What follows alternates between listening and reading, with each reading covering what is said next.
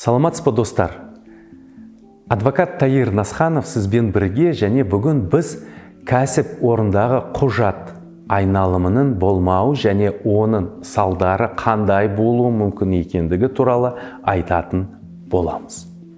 Менің YouTube каналыма жазылыңыз, лайк басыңыз.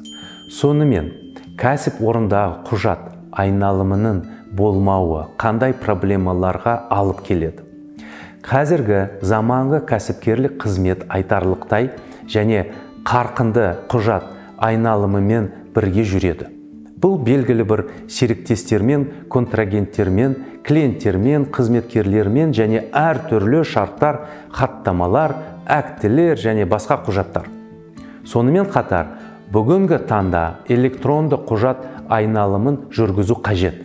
Мысалы, төлемге шот ұсыну, қоймадағы тауарлық материалдық құндылықтардың есебін жүргізу, еңбек шарттарының бірыңғай мемлекеттік базасына мәліметтерді міндетті түрде енгізу.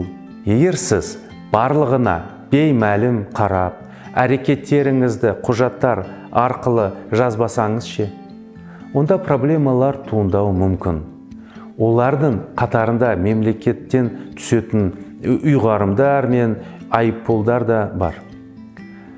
Сіз сотта ұтыласыз.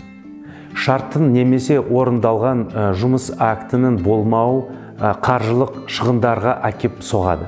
Немесе қажетті корпоративтік құжаттарсыз сіздің ірі мәмілеңіз жарамсыз деп танылуы мүмкін. Осылайша, егер құжаттар болмаса, оларды қалпына келтіру керек. Насханов және серіктестер адвокаттық кеңсесінің мамандары заң көмегін көрсетуге, әрбір клиентпен жұмыс істеудегі сенімділік пен құпиялылыққа кепілдік береді.